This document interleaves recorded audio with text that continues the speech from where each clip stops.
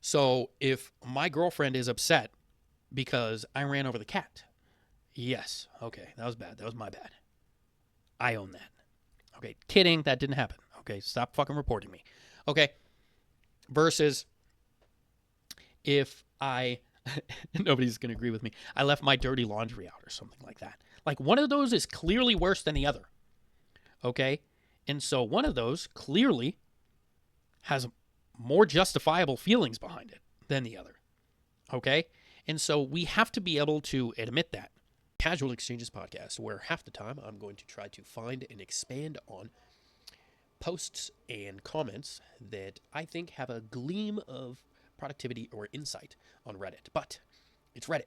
So the other half the time, I'm just going to be salty and pissed off, okay? Because that's what Reddit does to people. Anyways, we're doing this to try to brew up some discourse. I think there are more productive ways to go about some of the situations that we encounter on a day-to-day basis. But every once in a while, somebody's going to say something that really ends up twisting my balls. So, welcome in. What is a normal thing that instantly gives off serial killer vibes? This is a really interesting thing, but I feel like we've learned nothing from those serial killer documentaries, all right? How many of those serial killers were people like, we had no idea. He was so normal. He was so charismatic. Oh, he was such a good talker. He was such a nice guy. I had him over. He was at my son's bar mitzvah. Like, how many times in those fucking documentaries were like, he was a shut-in, never touched a woman, you know what I mean, lived in his mother's fucking basement, like 500-pound keyboard dweller. Like, how many times does a documentary say that? Like, no. So, gives off serial killer vibes. Like, I don't know if that's a thing, you know what I mean? Like, you probably won't know when they come for you, bro. Bad boys, bad boys. What's something people do that immediately makes you trust them less? The obvious things. What do? They lie to you. Like, okay, yeah, okay. But in Reddit, it's always like, oh yeah, the service isn't good, so he beats my waiter. I don't know. 19 lost and don't know what to do with my life. Again, this is so weird. 19? Everybody is lost at 19, motherfucker. Go get a job. Go meet some people. Touch grass. Get off the internet. Your age, my great-granddaddy was fighting in a world war. Get the fuck out of here. Being homeless at 19, bro? What did you do? What happened? The privilege of a lifetime is to become who you truly are. So, I mean, okay. But I think a really interesting quote from, I believe, Jim Rohn, who is like a really old school entrepreneur motivational speaker from like back in, I believe, like the 80s. He has a really interesting quote, which I liked. Brand new reason for setting goals. And here's why. The greatest value in life is not what you get. The greatest value in life is what you become. I find that to be really profound on a couple of different levels, but I don't think people think about that enough. Your experience of patience and how it changes as you have gotten older. So this is really interesting. I feel like for me, I had this interesting experience where I started out with very little patience, and I was probably a little bit of an asshole. And then I came around and I was like, yo, I need to be more understanding. I need to be nicer to people. And then maybe I'll be able to see where they're coming from, and I'll have more productive situations, conversations, relationships, things like that. And then I kind of, from there, I have kind of, I don't want to say I've swung all the way back, but I've swung back a little bit to where I'm not there anymore. I definitely have my limits and boundaries, to where I will be patient up to a point, and then I'm going to be noticeably less patient, right? Like, not everybody is going to get 10 miles of rope. Everybody's going to get a couple feet of rope, and then after that, the rope's going to tighten a bit. Why emotions matter more than logic in a relationship. I feel like we could do both. Okay, I know nobody likes to think of that. But I'm just so curious about how many of these people actually have a fucking stable relationship that I would consider healthy. Okay? Or how many of these motherfuckers are those people on reality TV shows that lose their shit, get into an argument with a partner, and then end up jumping onto the hood of their car, fucking breaking their windshield in? Like, sure, emotions matter. More than logic, I feel like logic is pretty important. I feel like thinking and thoughts are pretty good sometimes. This is going to piss me off. This is going to piss me off. This is going to piss me off. Oh my God. And of course, this person's 19! You don't know anything! Fuck. This is my fault. This is my fault. This is my fault. One of the most important lessons I've learned in my relationship is this. Not everything needs to be rational to matter. In fact, when it comes to love, emotions often matter more than logic. At first, I used to handle every concern with reasoning. If my partner felt upset or uneasy, my first instinct was to explain or defend myself. I'd say things like, I didn't do anything wrong, or that doesn't make sense. Try to break it down like an argument I needed to win. Again, that would be bad. It's not about winning. It's about establishing what your point of view is and establishing whether or not you actually did something wrong, like objectively, like, oh yeah, I did fuck that other bitch. Like, oh, okay, yeah, everybody's going to agree that that's bad. Or like, yeah, there was a half-eaten donut on the counter for like 3 days, so like I threw it away. Like a reasonable person would do that. That doesn't mean you did something wrong just because they were planning on coming back to it. It wasn't my fault, damn it. No, I'm kidding. Then something happened that changed the way I saw things. My girlfriend once told me she didn't like how I joked around with a girl from our class. From my point of view, it was totally harmless. I tried to explain, it's just a joke, or you know I love you, or you're overthinking this. I thought I was being honest and logical, but instead of helping, it made her feel worse, like her feelings didn't matter, like she was wrong for being hurt. That's when I realized something powerful. She wasn't asking for proof, she was asking for comfort.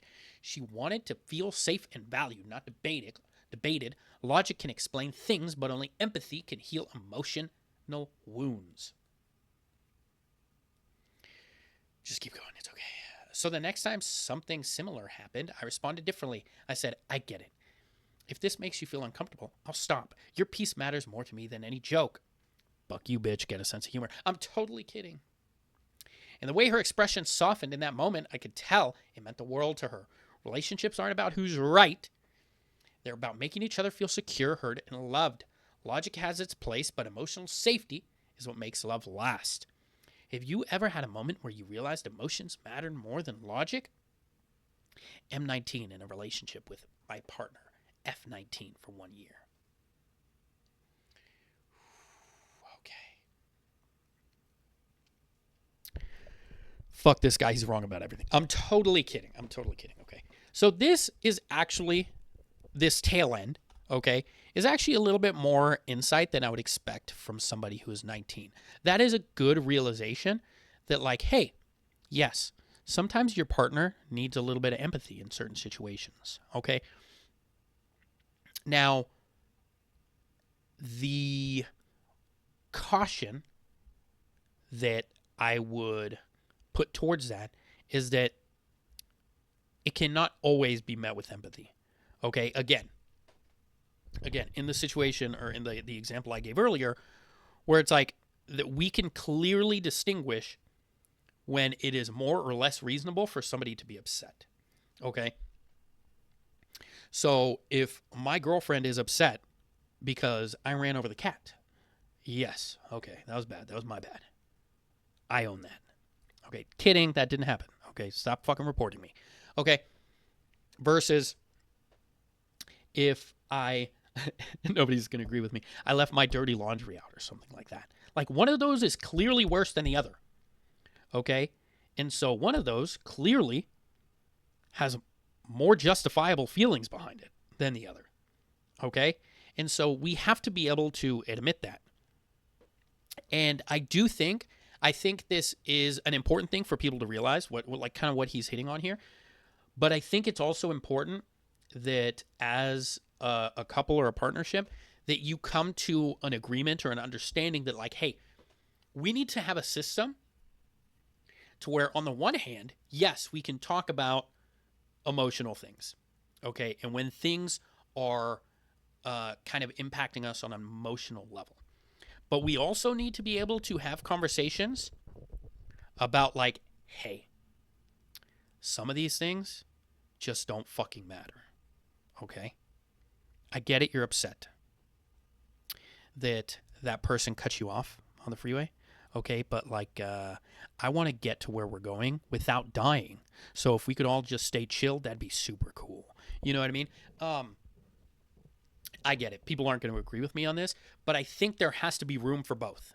Okay, again, if it's all emotions, no logic, that strikes me as bad and volatile.